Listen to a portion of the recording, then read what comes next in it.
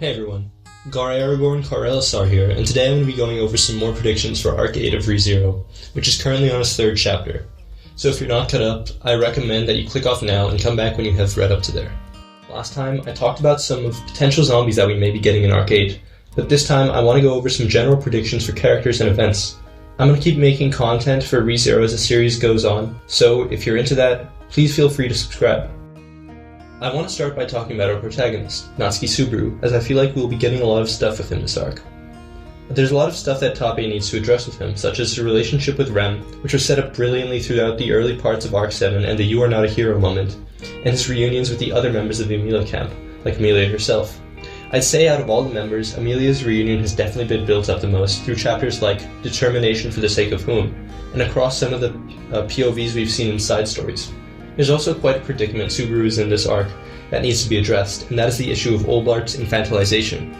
I think it's safe to say that he will have returned to his adult form by the end of the arc, and the main development for him will be to accept the way he outwardly presents himself to the outside world. Tappei has made it clear that Subaru's true self has been hidden from those around him, be it through his idealized self-image as Natsumi Schwartz, since he views his own self to be inferior, or the child persona of Natsuki Schwartz, the Crown Prince, which was forced upon him by Vincent to fulfill a role. I think we will have a moment where he renounces the Crown Prince identity and declares himself as the son of Natsuki Kenichi, and from there on he will present his true self honestly to those he encounters in the world. It's going to be really nice to get Subaru's reunions with all his friends, and I'm especially excited for the Otto and Garfield reunions.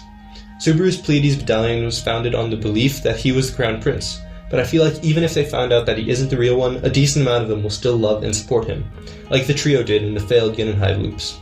I imagine they won't stick with him throughout the whole story, but they will leave him on good terms and continue living in the Empire.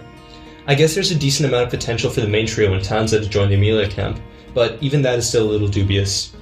I think that they might stay on close terms with Subaru and could resurface later in the series. Outside of the main gang from Volume 31, there was a number of named gladiators that I think would be cool to have some brief moments in Arc 8, like my boy Josro or the Goat Cashew.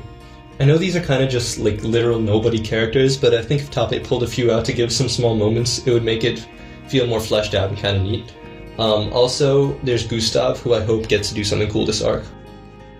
As for Rem, we've already gotten some more hints of a Rui-Rem gluttony connection in the early chapters of Arc 8, so I think there's bound to be some sort of development there. But exactly what that will be, I'm not too sure. These two are bound to remain important even past Arc 8, assuming they don't die, so I hope Tappei does something interesting with them, especially with Rem and her relationship with Subaru, as well as the whole hero stuff.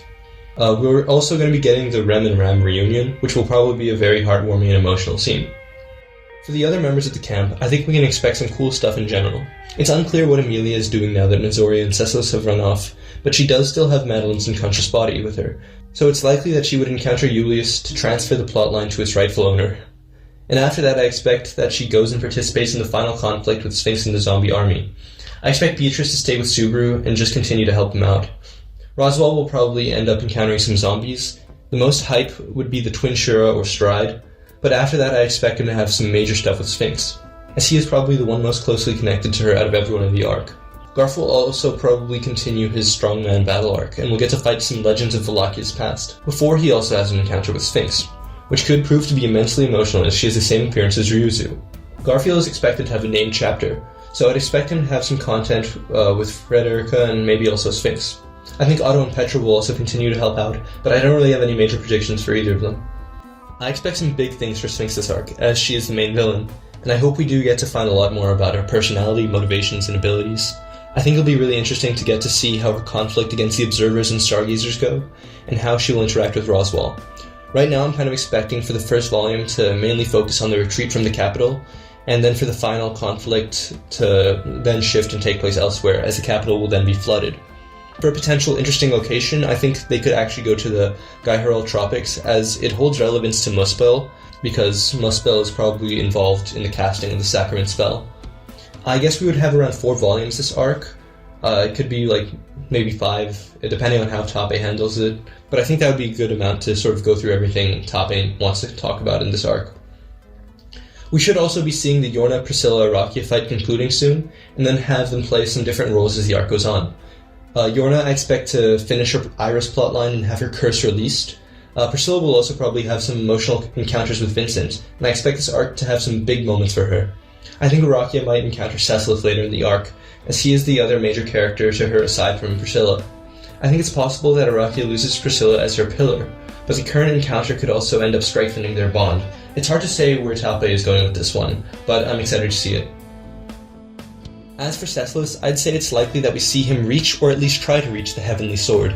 I think this would happen in his named chapter, which we should be getting this arc. I expect this chapter to give us more details on his childhood in Rome, where he would have learned about the Heavenly Sword and become obsessed with it. And we would also get to see some of his episodes with Chisha and Vincent before the latter became the Emperor. We would also probably get some glimpses of his relationship with Arakia as they lived together after Vincent started ruling.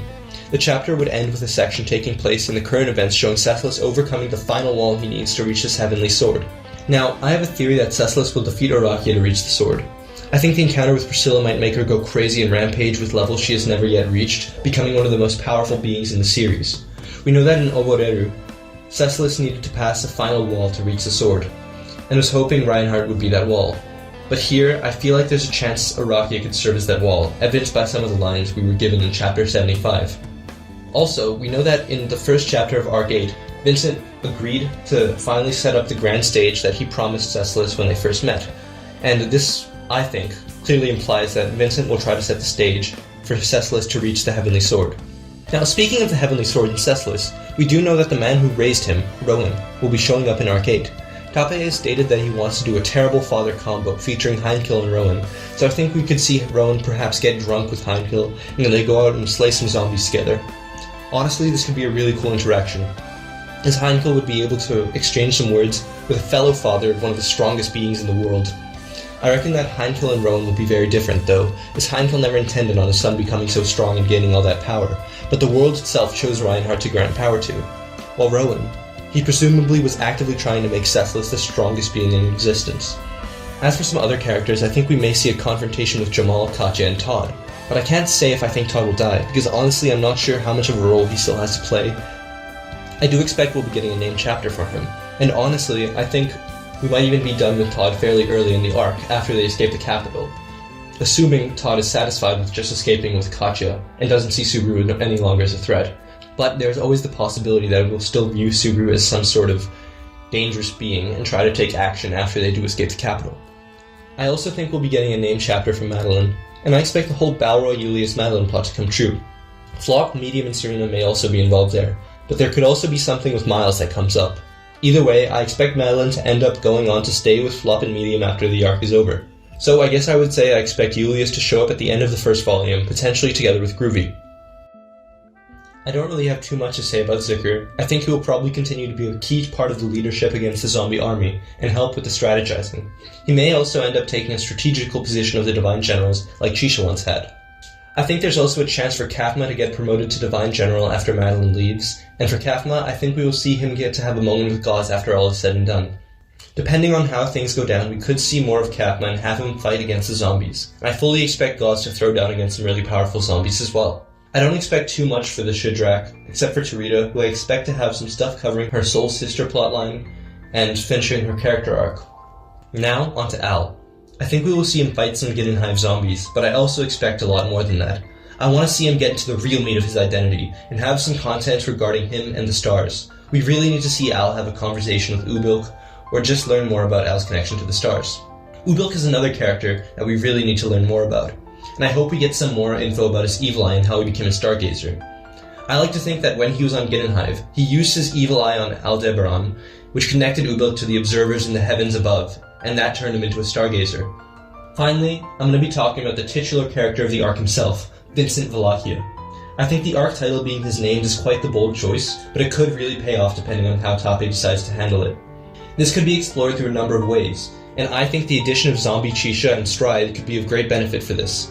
Other than that, his relationship with Priscilla could be explored and shed some light on his own sense of values and decisions, as well as how he plans to operate and rule the Empire now that his life plan has changed at Chisha's sacrifice. Vincent and Sphinx probably have some of the highest potential for Arc 8, and I really can't predict how things will go down for them, but I have full faith in Tape to cook up some absolute kino with the both of them. Anyway, thanks for sticking around and watching the whole video. I'm going to keep making content for the arc as the series goes on, That should really be about all my predictions for now, but I might make some more in the future depending on how the situation in the arc unfolds. I may also make some videos after chapters come out to give my thoughts. Anyway, for now, that's about it. See ya.